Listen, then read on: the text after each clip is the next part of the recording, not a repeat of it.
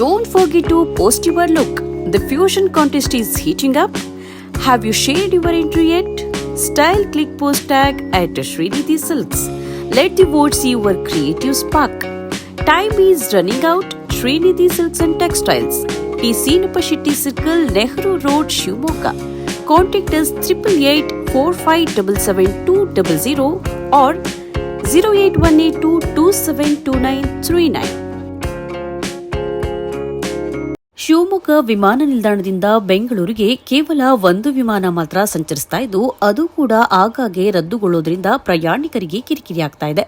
ಪ್ರಸ್ತುತ ಈ ವಿಮಾನ ನಿಲ್ದಾಣವು ತಮಿಳುನಾಡು, ಆಂಧ್ರಪ್ರದೇಶ ಮತ್ತು ಗೋವಾಗೆ ಪ್ರಯಾಣಿಸುವವರಿಗೆ ಹೆಚ್ಚು ಅನುಕೂಲವಾಗಿದೆ ಎಂದು ಶಾಸಕ ಬೇಳೂರು ಗೋಪಾಲಕೃಷ್ಣ ಗಂಭೀರ ಆರೋಪ ಮಾಡಿದ್ದಾರೆ.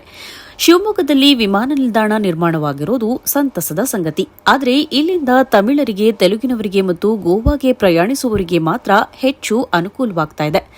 ಆದರೆ ನಮ್ಮ ರಾಜ್ಯದ ರಾಜಧಾನಿ ಬೆಂಗಳೂರಿಗೆ ಕೇವಲ ಒಂದು ವಿಮಾನ ಮಾತ್ರ ಸಂಚರಿಸ್ತಾ ಇದೆ. ಆದರೆ ಚೆನ್ನೈ ಮತ್ತು ಹೈದರಾಬಾದ್ನಂತಹ ಸ್ಥಳಗಳಿಗೆ ಎರಡೆರಡು ವಿಮಾನಗಳು ಸಂಚರಿಸುತ್ತಿವೆ ಎಂದು ಅಸಮಾಧಾನ ವ್ಯಕ್ತಪಡಿಸಿದರು. ಬೆಂಗಳೂರಿಗೆ ಸಂಚರಿಸುವ ವಿಮಾನ ಸೇವೆಯೂ ಸರಿಯಾಗಿ ಲಭ್ಯವಾಗ್ತಾ ಇಲ್ಲ. ಬೆಂಗಳೂರಿನ ವಿಮಾನ ರದ್ದಾಗಿದೆ. ಇದು ತಿಂಗಳಿಗೆ ಕನಿಷ್ಠ 10 ಬಾರಿಯಾದರೂ ರದ್ದಾಗ್ತಾ ಇದೆ. ಬೆಂಗಳೂರಿನಿಂದ ಶಿವಮೊಗ್ಗಕ್ಕೆ ಬರುವ ವಿಮಾನವು ಸರಿಯಾಗಿ ಬರ್ತಾ ಇಲ್ಲ.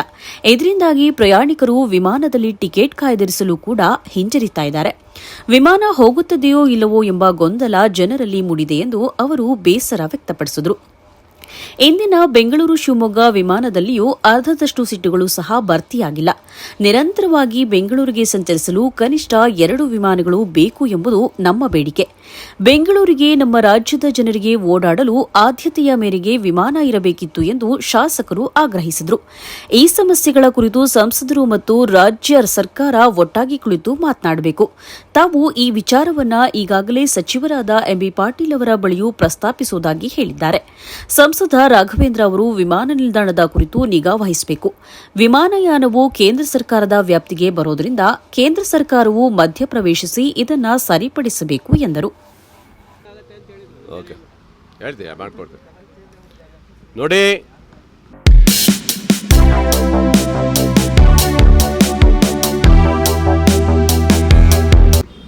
ಶಿವಮೊಗ್ಗದಲ್ಲಿ ಏರ್ಪೋರ್ಟ್ ಆಗಿದೆ.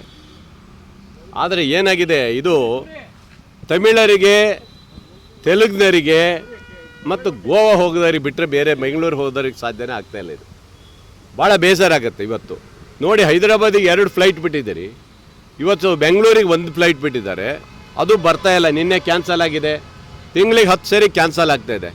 ನಿಜವಾಗಲೂ ಭಾಳ ಬೇಸರದ ಅಂತ ಹೇಳಿದರೆ, ಏರ್ಪೋರ್ಟ್ ಆಗಿರೋದು ಬೆಂಗಳೂರಿಗೆ ಓಡಾಡೋಕ್ಕೆ ನಮ್ಮ ರಾಜ್ಯದ ಜನರಿಗೆ ನಮ್ಮ ಜಿಲ್ಲೆಯ ಜನರಿಗೆ ಆಗಬೇಕು ಅನ್ನೋದಿದ್ದರೆ, ಇವತ್ತು ನೋಡಿ, ಇವತ್ತು ಬಂದಿದೆ, ಅರ್ಧ ಜನ ಇಲ್ಲ ಇವತ್ತು ಫ್ಲೈಟಲ್ಲಿ. ಯಾಕಂದರೆ ಗ್ಯಾರಂಟಿ ಇಲ್ಲ ಜನರಿಗೆ ಬರಲಿಕ್ಕೆ ಇದಾಗಿದೆ. ಅದರಿಂದ ನಮಗೆ ನಿರಂತರವಾಗಿ ಬೆಂಗಳೂರಿಗೆ 2 ಫ್ಲೈಟ್ ಬೇಕು. ನಮಗೆ ಬೆಂಗಳೂರಿಗೆ 2 ಫ್ಲೈಟ್ ಬೇಕು. ಇದನ್ನು MP ಅವರು ಅಥವಾ ನಮ್ಮ ರಾಜ್ಯ ಸರ್ಕಾರದವರು ಕೂತು ಮಾತಾಡಿ ಅದು ಚರ್ಚೆ ಮಾಡಬೇಕು.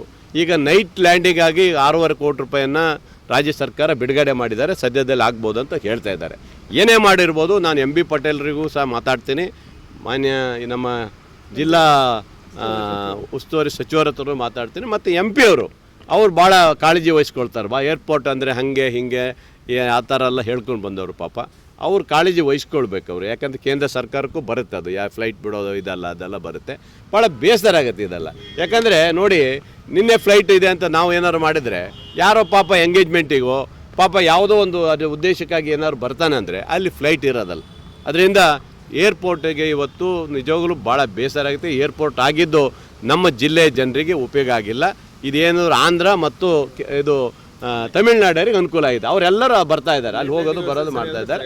ಹಾಗಾಗಿ ಇದನ್ನು ವ್ಯವಸ್ಥೆ ಸರಿ ಮಾಡಬೇಕಂತ ರಾಜ್ಯ ಸರ್ಕಾರಕ್ಕೂ ಮತ್ತು ನಮ್ಮ ಕೇಂದ್ರ ಸರ್ಕಾರಕ್ಕೂ ನಾನು ಎಚ್ಚರಿಕೆ ಕೊಡ್ತೇನೆ. Thank you.